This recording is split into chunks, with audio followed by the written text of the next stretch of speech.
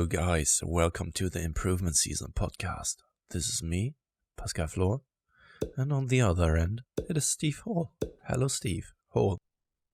I wasn't sure if I've gone for the middle of the road approach. I was either going to whisper back to you or shout really loud and be like, as if people think we've just got absolutely screwed up audio. Actually, it's very funny. I did a podcast like a couple of days ago from, what's he called? Abby was his male, but I got invited as well. Yes, you've been invited. Just saying. So I'm starting to get him become important as well. Only because I referred you, so you know. Yeah, fuck it. But we were talking off air, and then he was like, "Okay, I'm just going to record and we'll start." And then he had the most energetic intro. I was just like, "Whoa, this was not the guy I was speaking to a few seconds ago. Maybe I need to hype up my intros on the improvement season." They're or whatever we're recording at any point. Hi guys, the Revive Stronger podcast. I need to hi guys, it's the Revive Stronger podcast. This is so American though. Yeah. Oh, sorry for all of the US citizens that are now listening. I like people said that we shouldn't talk politics, so I think that they got a point though. There's always something we said okay, we don't want to go down that road, but right now I said it even it's kind of omnipresent. Everything is politics at the moment, kind of. We're both very liberal, so I think I'm totally right wing, extreme right wing.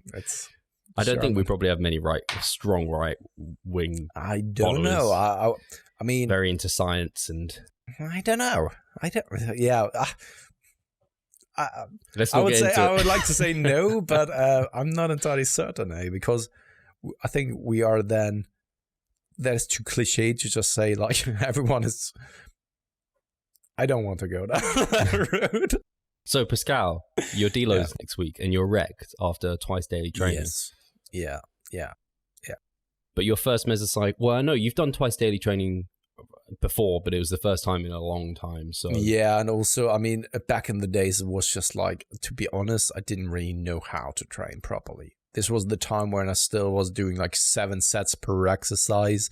I was surprised that I didn't grow because, in all honesty, I really didn't have any kind of control over so the mind-muscle connection wasn't there. Form and execution was just shit as well in comparison to how it is now. And I think in 3 or 4 years from now on, I will say the same thing to my present self. But yeah, that's why it's of course a little bit more demanding overall, even if it's not so systemically demanding because you're not having a heavy barbell on your back or so. It's still very challenging. And I mean, everyone who's either in my client roster or yours, or who does our home workout training should be able to attest to that themselves because it is challenging. I just had one of my athletes. He knows who he is. I call him B. And he basically checked on with me here today and said okay, this one day I had Bulgarian split squats and I was nearly about to puke. This is how bad I felt on that day. It's never a fun time. No. Because I know I don't see many people actually puke up during training, but this was this is very a hard hardcore bodybuilding, train hard or go home mentality. But I know Mike has puked many a time with his training. It's never something for me, but I think it must be related to his level of muscularity and size. Yeah. No, but other than that, the mesocycle was great, to be honest. It's something that we've talked about here over the past couple of weeks. I think especially the upper body is not really an issue at all. I would even say that, especially for my chest, the lockdown has been a bless because I realized how well dips and also push-ups work for me. These two exercises, I did dips here today and it's just ripping my chest apart.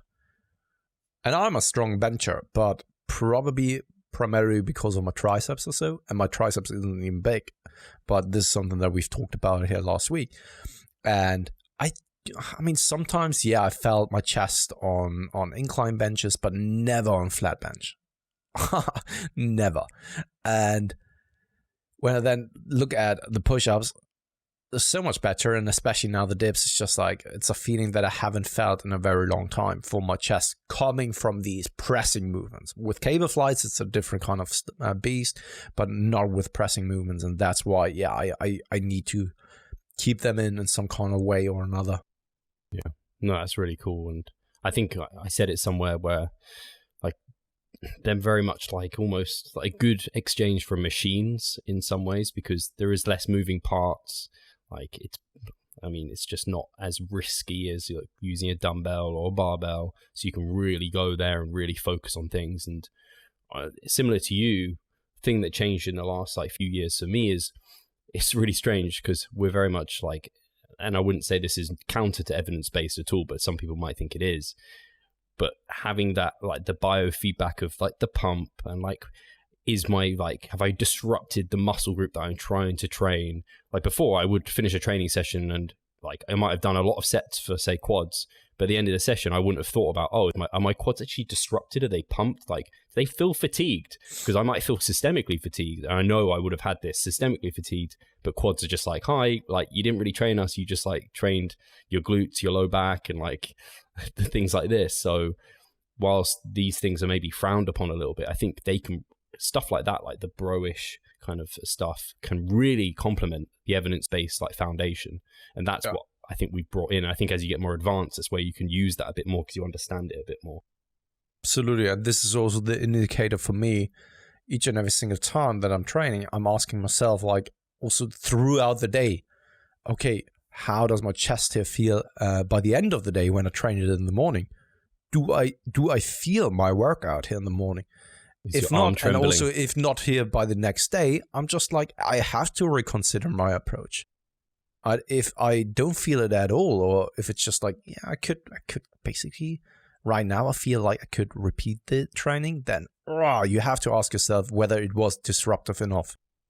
Yeah. It's really, for me, it's strange. Like, chest, I know one of my chest sessions where it's more horizontal pressing, I consistently get like actually sore and like the soreness from that session. Whereas when I do more incline, like, I get just as good like pumps, still good disruption, but the next day I don't get the soreness, I just get fatigue. And like same for quads. If I train, I don't know, sometimes, and it's kind of random sometimes, I could do the same movement, same volume, the next day I could be like very severely sore, but I could do the same session some other time and I'll be fatigued, not sore. It's kind of I just think a lot of people want that soreness factor, and I've realized, okay, some of my muscle groups, like for me, I don't know, my calves, like biceps, triceps, very ready, back, very ready. Ever get any like soreness? They just feel like heavy and tired.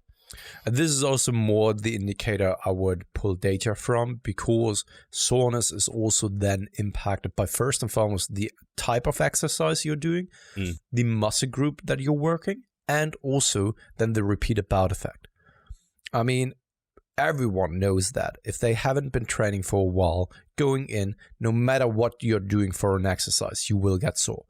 However, if you've been squatting every single day, you probably don't expect to get sore anymore from all the squatting, but you can't tell me that it's not stimulative for your quads. Right?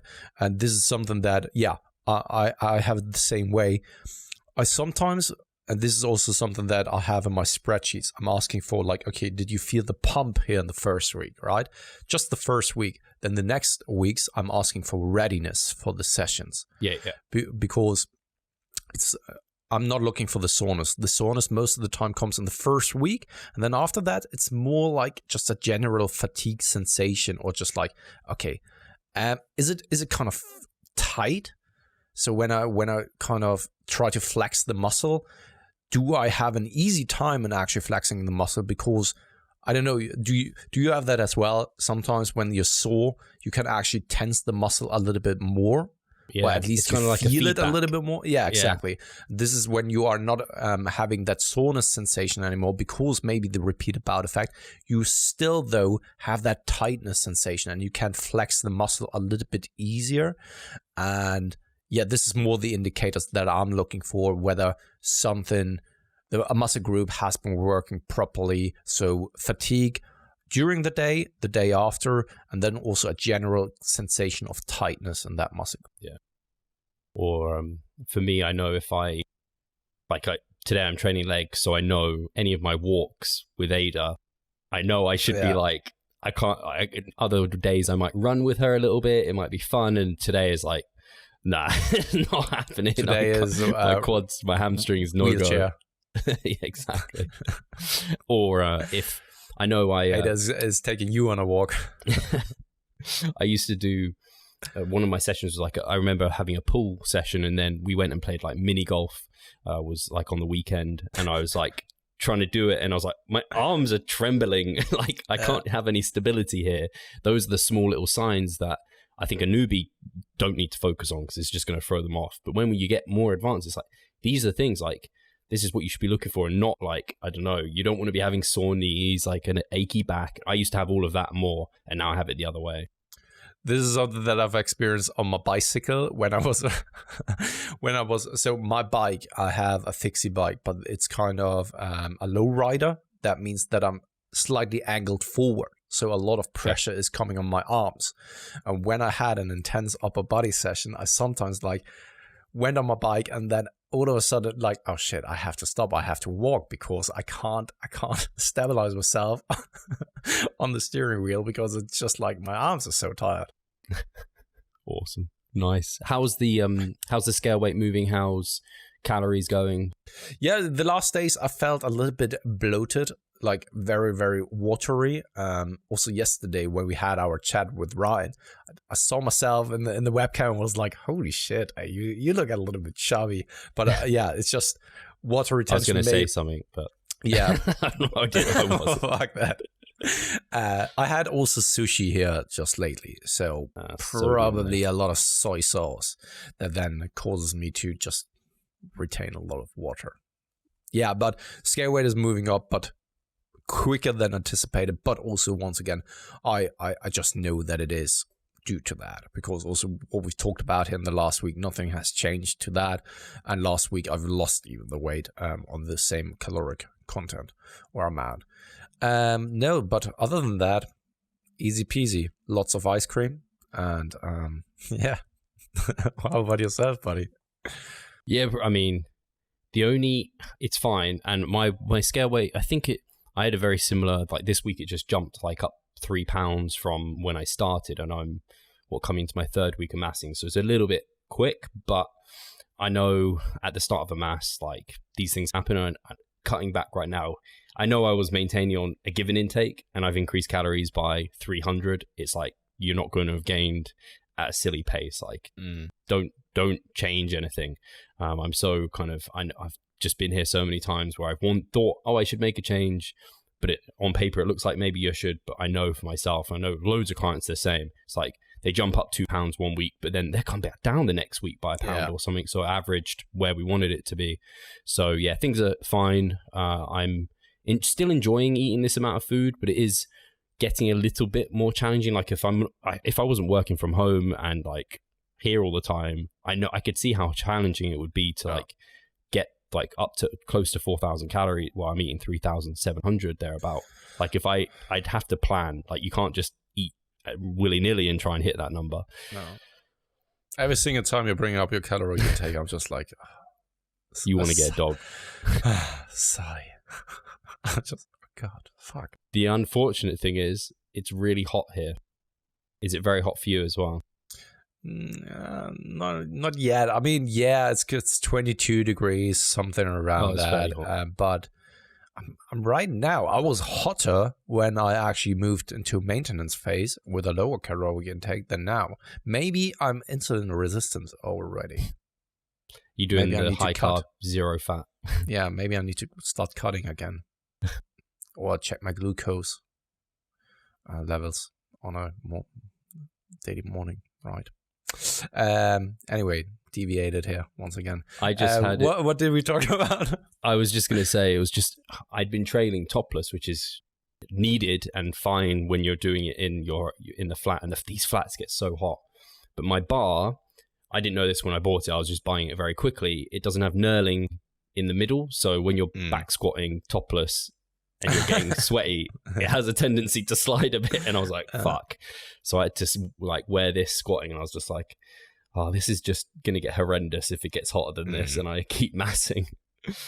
Being peak mass in this would not be fun. I'm so much looking forward when we are moving here in, what is it now, 3 weeks time, because so soon. Yeah, it's kind of a concrete block, and in there in the summertime it's very cool, and in the wintertime it's super well temperatured as well. So God, I'm looking forward to that, because this apartment is just becoming a sauna, and I'm not looking back when we were moving, because this is just like hell. It has been the last 2 years in this apartment where it was just like, holy shit, boiling. Especially when you're working from at home, it's just like, the fan is on you the entire time. At least we can work in our underwear. Yeah. Same thought, no, but other than that, I have nothing more to say. What about you? Nothing more to report on the week? No, nothing's happening. Just ticking the boxes. Yeah. And when we can't really talk about politics, then what's the point anyway? And continue talking. Yeah. I watched Unorthodox on Netflix. It's about Orthodox Jews. Mm-hmm. You see them wearing their hats, and they have the locks, and the women have the wigs, and like, or they cover their hair. Yeah, I didn't realize how very. Watch out on what you're saying. I know, very restrictive they were. Although I'm not even sure they're allowed to listen to this. I'm very doubtful that anyone would be listening to this. But it was eye-opening. It's only like 4 episodes, but that was interesting. That's the only thing that recently, and I was just, there was one point I teared up a little bit. Yeah, same here. I was actually watching also a religious thing, and that is The Last Dance, about the Chicago Bulls. I've been watching that. Man, it's good. Oh, Michael Jordan. This was such a good show. Television series. I watched all of it already. Fuck, I was impressed by it. It was a very, very good series. It just goes to show like what legends are. Like what they've accomplished is just like unprecedented, and wow, that was just crazy, and also the circumstances that led to that, and the willpower, the team play. It was amazing story, and also so the show was very well made. Very well made. The music and everything is just like, I was like, Charlotte's not that into it. I'm like, fuck. I want to go and play basketball now. Man, same here. I was watching it in my bed, or in our bed. I was just like, after the first episode to Katie, like, well, this is fucking great. She's like, yeah. And then after I finished that one, I said to her, like, this is even a show that is cool for people who are or have nothing to do with basketball, because it is sending across a different message what the guys did for the sport of basketball, and also how legends like this come to be, right? They had like, this was what was dedication, and also the skills he had were so much out of the world of ordinary people, and even the professionals were just like, holy shit, that guy is just like something else, right? And that is just crazy to think, and that he left that kind of legacy, or they left the legacy. But of course, it's a lot about Michael Jordan. You have to be impressed by that, because that dedication, that passion, that willpower, that drive to get better and be the very best. The way he talks can come across very arrogant, but I don't think that it is. It's just like he wanted to win, right? He plays that sport to win, which kind of every game is. Why are you playing a game like on a professional level? It's not because, I enjoy it. No, of course not. You are there to win. And he made sure to give his all, to always be the guy who stands there and wins. And it was very interesting and very, very impressive to see. And I'm always getting goosebumps to watch like documentaries about kind of legends of the past and also like the present, because I think that there's something fascinating about individuals who can draw so much attention to themselves and impact so many people by what they are doing, such as Michael Jordan. He only played basketball. So if you really think about and baseball, yeah. Somehow but he also is great at if you baseball. really think about it, though, right? Basketball. Come on, how can that impact so many people? But he impacted millions across the entire world, and everyone, even people who aren't into basketball, knew who he is and was. And this is crazy. And it amazes me and kind of interests me why people are so drawn to personalities like that.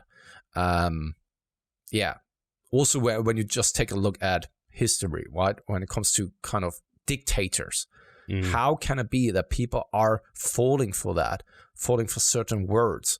People that are normally like just typical, like normal, rational, and quotation marks, I think that most people aren't logical beings or rational, but people who aren't stupid, how can they fall for certain things, right? And then cheer, like mass murders, like on the streets, cheer them up and stuff like that. It's very interesting from that perspective as well, that psychological perspective. Same goes then for these kind of extreme superstars, which most of the time only happened in the 90s, such as Michael Jackson, Michael Jordan, Madonna, right? Who just like everyone knew them. And that in the day and age of no social media, no internet, and still everyone knew who they were. It's crazy. And this series is just like, it's crazy. It's crazy what they've achieved. And it's kind of like a story out of a movie. But this happened in reality, that they won like 6 titles in 8 years. It's just, wow. Hey, Pascal here. I just quickly wanted to remind you of our online coaching service. At Revive Stronger, we put a huge emphasis on the personal aspect of our coaching. And if you want to take your physique and knowledge to the next level, hit the link in the description below. I'm really glad they did it, because I was very ignorant to Michael Jordan and everything, because, I mean, we were basically kids when this was happening, and in the UK, like, basketball's just like, we're not really into basketball. I mean, we even played like netball probably more than we played basketball, even the guys. So it was never like a big deal to me. I only knew him from his clothing and like shoes, and then like Space Jam. That's really where I knew him. So watching this has been really eye-opening to see, and it's kind of fascinating to see someone with, this is the guy, obviously elite genetics, but with the work ethic to go behind it.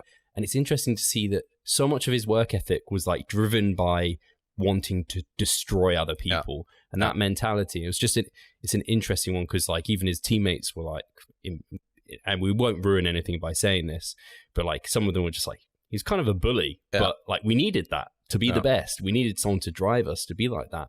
It was, it's definitely, and it's super interesting. You said not the 90s, there was no social media and you got these superstars. I wonder if he was now, whether he would still be what he is, because I think social media has just allowed so many like kind of superstars, like Live Island contestants are now like, they got millions of followers. It's like, well, that like there's no one who's just like up here, like miles, like maybe someone like Cristiano Ronaldo, Lionel Messi, maybe they're quite high, but I don't think anyone will ever contend with like Michael Jordan was just ridiculously like superstar, like no one else like him in sport. So no, absolutely. I recommend.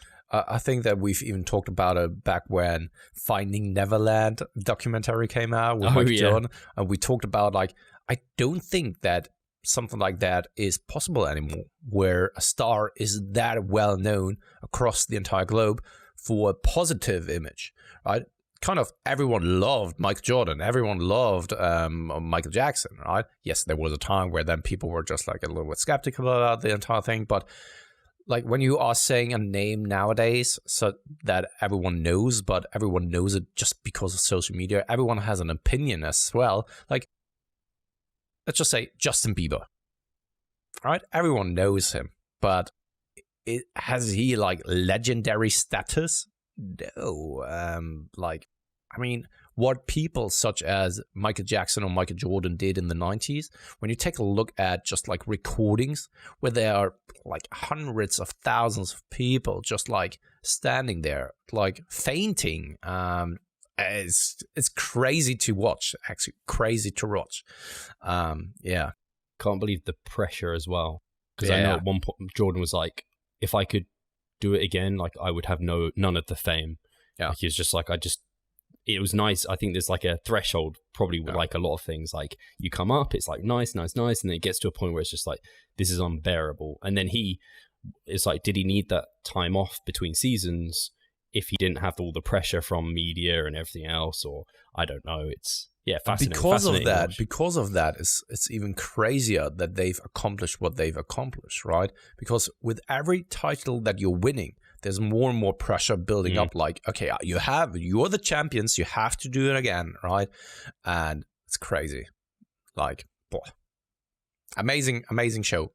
Yeah. Recommended highly to everyone watching, even the people who aren't into basketball. So sorry for talking about that for 10 minutes now. Have you got any Jordans? I imagine you haven't. No.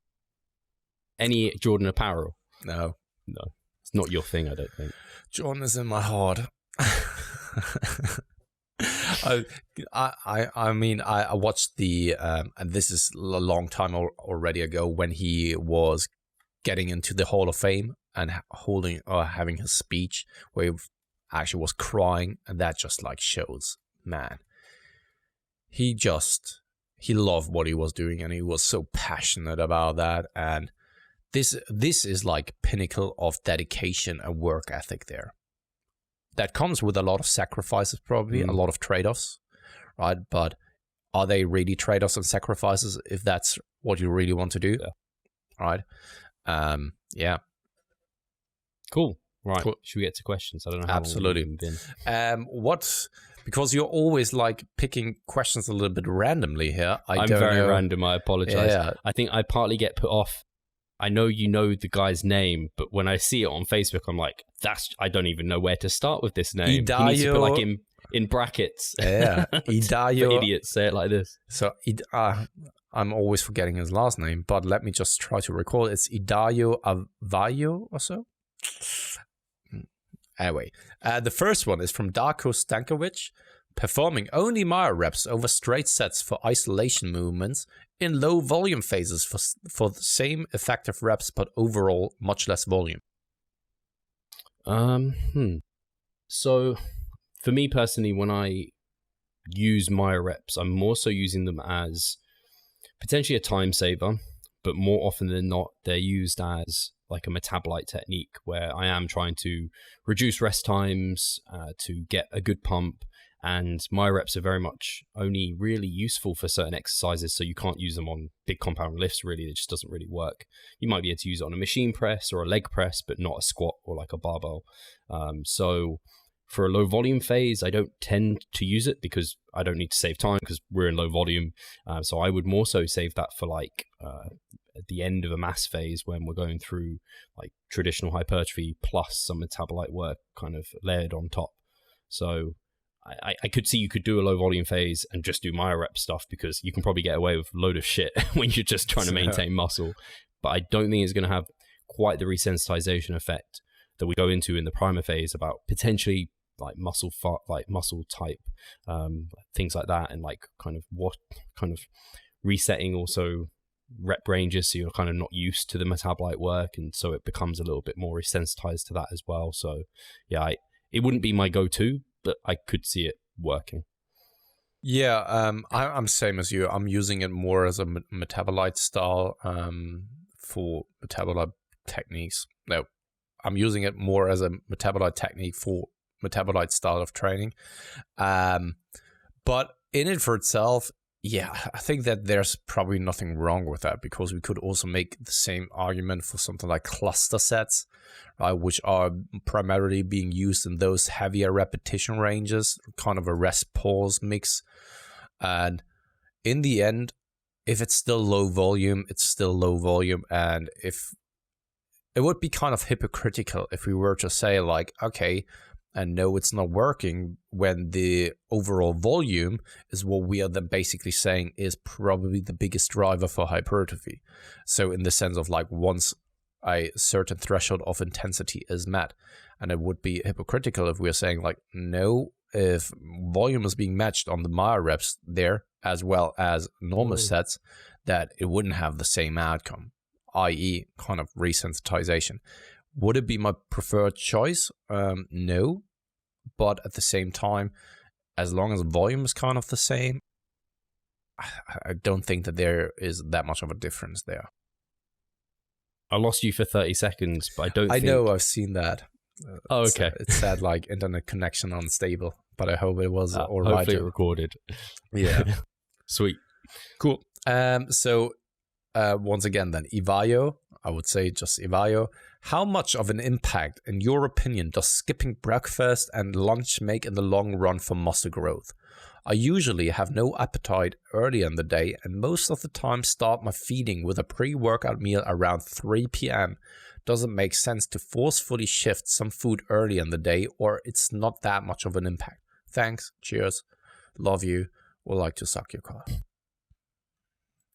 What? No, he didn't say that. I will cut that out. Oh dear. So this is actually this question. I need to create like an infographic or even, I don't know, like a video short on the members site or something, because this comes up all the time. And this is basically like intermittent fasting for the role of like fat loss or muscle gain, because our answer is, well, for me, it's virtually always the same. It's a case of, it's definitely not optimal because you are missing out on, you're basically not hitting nutrient timing, and you're missing out on an opportunity to maximize your muscle protein synthetic response, which like in a single day, you're missing out on one opportunity probably. So it's not a big deal. But when you accumulate that over years and years and years that you potentially might do it, then I could see that adding up to being something which might be like grams of muscle, but some people that's important to. And I'd say it's a pretty safe bet to just get a protein shake first thing, to just make sure that you're kind of still getting an NPS response, but you're still kind of semi-fasting because you're just drinking a shake. That would be my kind of standardized answer to this sort of question. Yeah, I think it's the same here for me. I don't think that it will have that much of a difference. Will it make that much of a difference in the long term? Perhaps not. Right? If we're saying like, okay, we have kind of a genetic seeding, which I'm a little bit skeptical of anyway, right? Whether we are actually truly able to achieve that before we are then actually having the normal typical physiological breakdown. Sarcopenia. Then it's just like a question of personal preference is always the way to go, first and foremost, unless it's super irresponsible. But at the same time, if we just take a look at it from a pragmatic perspective, I would then say like, and this is something that Alan Aragon has once said, when has not eating ever been anabolic? Right? And that's just like, yeah. If you have the option of eating and not eating, what will be better for muscle growth? That's just like a super simplistic thing where many people are just like, yeah, but whatever, right? They are starting then a discussion about super complex questions or like minute details, where in reality, it just basically comes down to that question.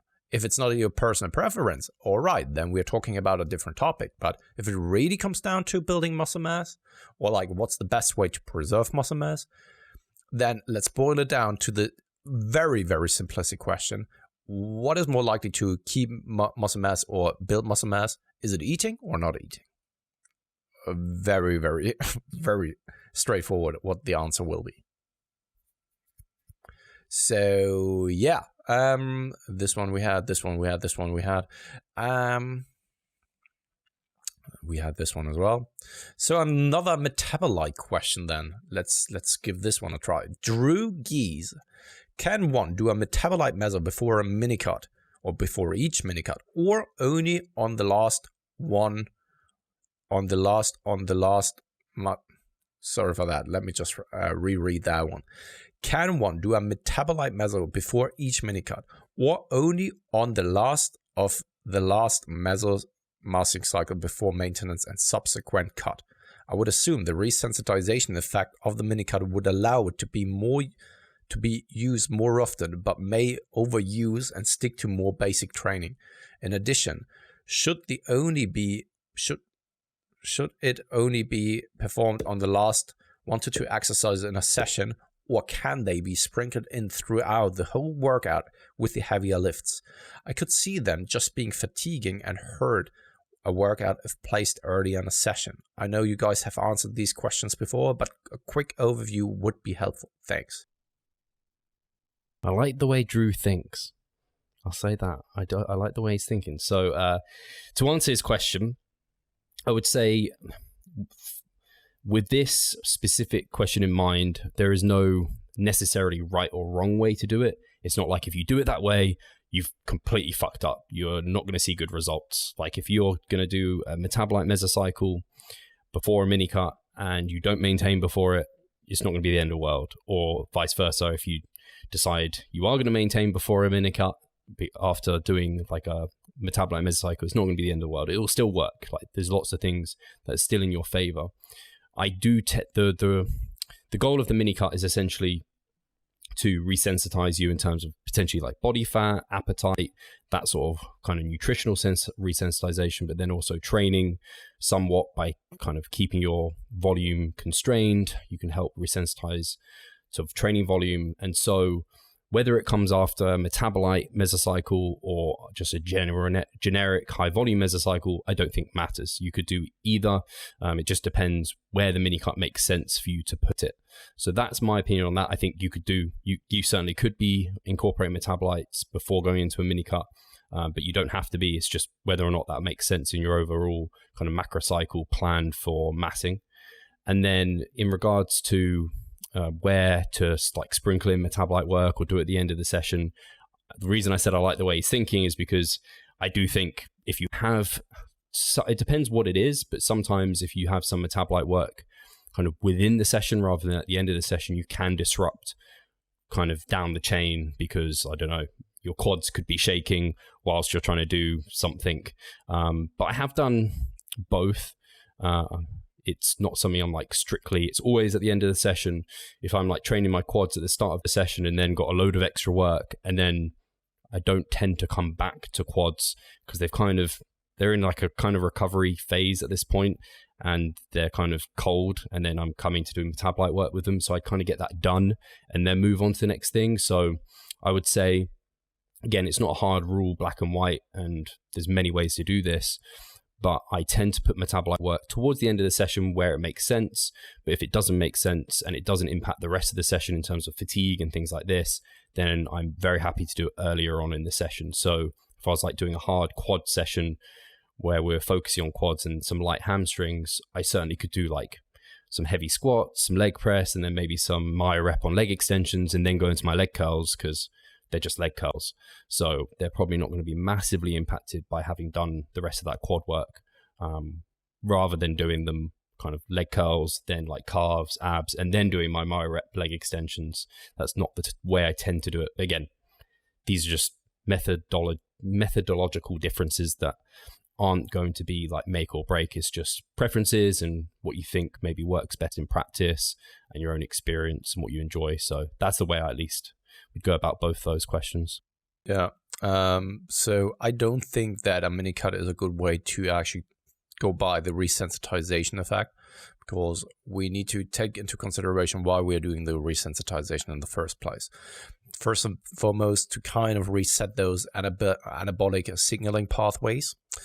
Secondarily, to reduce the adaptive resistance. So basically what we mean by that is you need to induce more and more of a stimulus over time to get kind of the same reward over time.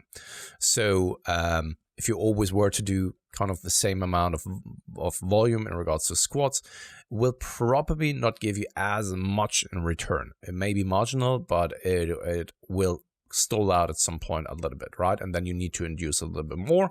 And time add fatigue is probably then the limiting factor.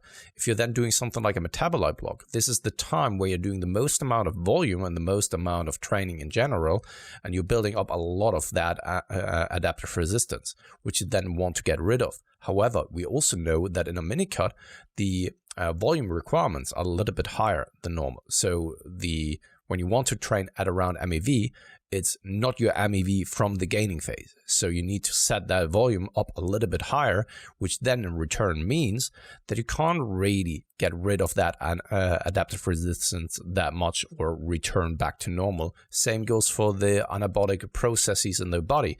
You can't really kind of reset them, if you really want to actually call it a reset, because they will probably always be active when you're training. But when you're doing something like a primer phase, it is so unspecifically specific in that sense. So it is still lifting heavy weights, but in a totally complete sense, that the anabolic resistance, the adaptive resistance will actually come down quite significantly. And everyone who has gone through a resensitization effect, such as we promoted the primer phase, and has come back into a hypertrophy block, knows the effect and has felt how it actually feels like. Whereas when you're going from a metabolite block into a mini cut, where then you're going from the highest amount of volume into a block where the volume needs to be a little bit higher in regards to the MEV, I don't think that it will be definitely not enough for a resensitization effect to happen for then subsequent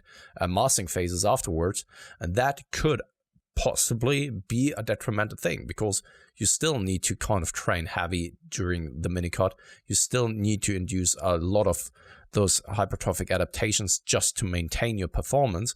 And probably you can't even go into those lower repetition ranges, where then a true low volume phase is actually where it comes into play. And thus, I don't think that we can talk about a resensitization effect when you are doing a mini cut. I would respectively somewhat disagree, only in that I certainly don't think it's having the resensitization effect that a primer phase is giving you, not close. But it may give us, again, we can't possibly know. Only through having done them, doing them with clients, do we kind of get an awareness of whether or not there is any resensitization to training. But for me, like you said, your MEV is slightly higher, and actually in a mini cut, your MEV that you're probably training at, that you think your MEV is probably your maintenance volume for the mini cut, but that's much higher than maintenance volume when you're in a gaining phase or even in a maintenance phase. So you're still training with relatively decent amounts of volume. You can constrain repetition ranges to 8 to 15, so kind of maybe you get some resensitization to some of the higher repetition ranges.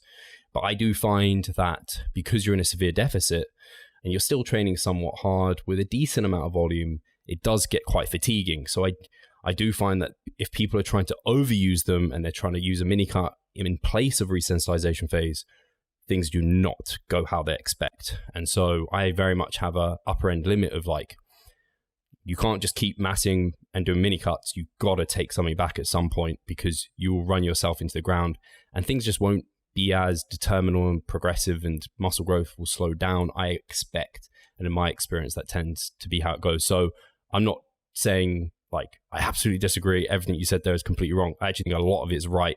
And I think as a rule of thumb, it's better to go down the route of expecting no resensitization than some. I do think potentially we get some, but how? Don't expect it to be much. From the explanation of we're not going up to our MRV, so we are training with a lower net volume over the course of the entire mesocycle. So you might be training with, say your MEV for a mass is 10 sets on average for each muscle group. You're constraining that for the entire mini cut to be 10 sets, and that's maintenance volume for the mini cut. So you're not going up to 20 sets. But you don't want to train maintenance volume. Yeah, you do for the mini cut. You want to train maintenance MEV. Volume for it's MEV for a typical gaining phase or typical other time, but that becomes maintenance volume for the mini cuts. You're just training, you're not training to grow or create a growth response. That's kind of the cusp. From my understanding of kind of mini cuts and the way I program, it's an aim to you're just maintaining muscle during the mini cut. You're not trying to grow it, but you need more total set volume during that period of time than during a primer phase to maintain it, because you're in a deficit. But that's a substantial amount of volume that you're still doing. And you're still doing it in a repetition range that is familiar to you, and you're not probably changing those exercises a lot, which then kind of mitigates the resensitization effect. Like I said, I think you can constrain repetition ranges, so you might only train up to 15 reps, so you might still have the 15 to like 30 repetitions. You can constrain exercise selection, so you could come out of the mini cut and change exercises and potentially get a bit of a boost in novel effect, and your MEV might come down. And because you're keeping your sets at MEV levels, aka maintenance for the mini cut, you're keeping it maybe 10 versus going up to 20. So your average sets are lower during that phase. You should hopefully get some resensitization. But again, I wouldn't count on it being a lot. Hi guys, Steve here. Just wanted to take a moment of your time to remind you of our online coaching service. At Revive Stronger, we pride ourselves on providing personalized service that will take your physique and knowledge to the next level. If you're interested, check the description and sign up. So Logan Banninger, it's been mentioned briefly before, but could you explain why it's recommended to include some protein in addition to carbs in the intra-workout shake? If protein needs are mostly constant throughout the day when training 5 to 6 days throughout a week, wouldn't protein just delay the absorption of carbs? So with intra-workouts, it's actually not going to slow things down. I don't know, maybe there's a dose-dependent amount that would slow things down, and probably the type of protein might have an impact. But having something like a whey concentrate, whey isolate, EAAs, they've actually seen to show that helps aid glycogen replenishment. So glycogen replenishment is actually a little bit more expedited by having some carbohydrates and protein included. So if you are super worried about making sure glycogen replenishment is quick as possible, then maybe you want to include some protein with your carbs. I don't, just because, I don't know, it sounds very lazy, but I just don't want to have to put in like 5 to 10 grams of protein within my shake, and it's not something I'm too concerned about or have found to be something again, I think this is probably for more the endurance athletes or CrossFit athletes that are like really have to worry about those kind of minute details. But again, like, you could do it, and I wouldn't say you're wrong for doing it.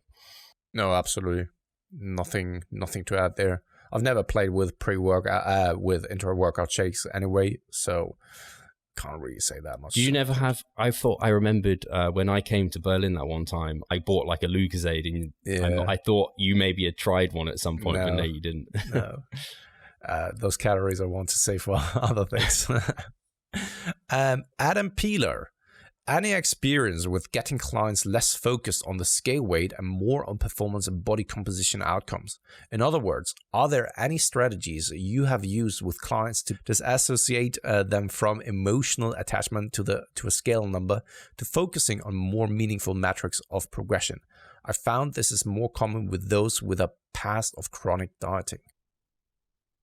Really good question, because I certainly have had, and I bet Pascal has, and I bet any coach of physique competitors or enthusiasts have had this, because we all, even as both me and Pascal, get a little bit attached to the scale sometimes, and we have to give ourselves a kick up the arse. And I would say just the continual, for me actually, probably the biggest thing is time, continually weighing themselves with me reinforcing to focus on performance. Like, just every week they check in and they're like, "Oh, Steve, my scale, blah, blah." I'm like, don't worry about it. What's your performance doing? How are you looking? How are things going? And I think after a while of just that consistent check-in process, they start actually being like, oh, maybe Steve's got a point here. I don't need to worry about the scale so much. And when you track it long-term, we were just talking about this at the start of the podcast, where we're like, the scale comes up and it comes down, and you realize how actually, like, it's not a big deal, and you can focus on the more important factors. And it's just really just real talking them and be like, well, like, the most important thing in our off season is that you're in a position where you can be gaining muscle, because otherwise you're going to potentially come back to stage the same, or you're going to look the same, you're going to spin your wheels. So de-emotionalize the scale essentially. And if it needed to be, you could take it away and then maybe reintroduce it. I haven't done that a lot of times. I have done it very rarely, but I do think it's a really helpful tool for body composition change. So I don't like to remove it too much, but that tends to be my approach. Yeah, same here. I mean, in the end, I can totally see why many people are then having a hard time weighing themselves, especially when it spits out a number that they don't like. What I've now trying is with a couple of clients, and also this is something that I've talked with you about here with the past episodes, is actually maybe changing just the metrics on the scale, maybe to something like pounds, something that you're not really used to and you don't really have a connotation with the number that it shows you. So right now, when I see something like 80 kilograms, I know, yeah, all right, I have a certain picture in my head of myself weighing 80 kilograms. Whereas if I were to just turn it into pounds, I have no association with that number at all, right? And maybe that also helps, just having that detachment from that number on the scale. Other than that, you can always then make the argumentation of like seeing it as a relationship. You just broke up with your boyfriend or girlfriend, and it's very, very hard, right? Sometimes you just look back and you question yourself and think like, okay, was it really that bad? Should we get back together? You think about the situation a lot. Whereas if you have been away from each other for a very long time, let's say like 3 months or so, you are so much more rational. You just look at the entire situation so much more objectively. And sometimes you even look back and be like, holy shit, what did I even do? Or what did I see in that person? And maybe that's the same thing for the scale weight. Maybe you can actually then, once again, take a little bit of a break from weighing yourself so that you are kind of detached emotionally from the scale. Then you come back and then you step on it and be like, oh, that wasn't that bad. I thought that we are going to fight again. Oh no, it's actually we are really friends now, and it's not just like saying of like let's be friends here. So right, and this sometimes taking a break may be also a good thing. And other than that, it's like I said, I don't really like to ditch it at all because it is still a good metric, and it's more of working and finding a way to look at the scale and not let that dictate your self-worth. Well said. So yeah, that's about it. We are up on time already. Oh, we're up on time. Yeah. Damn. Sorry, Michael, for the last question. That question was shitty anyway. No, it wasn't. Michael knows that. That's about it for this week. Do we have anything to plug, really? No, right? No, we have maybe some exciting projects in the work that I would keep your eyes open for.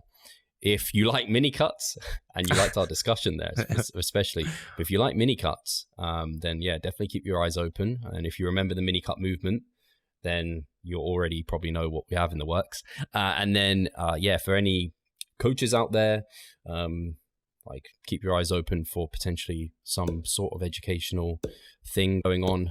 Again, these are very new projects, but it's always exciting to kind of tease you about them. Just keep your eyes peeled, guys. And I think that's probably everything.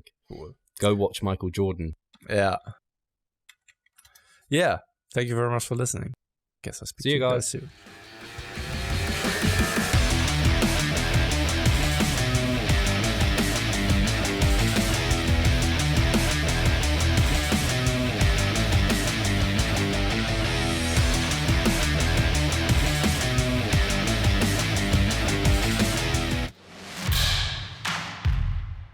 So I'm Steve Hall, founder of Revive Stronger and a coach of Revive Stronger. My name is Pascal Flor. I'm the co-owner of Revive Stronger and also a coach, of course.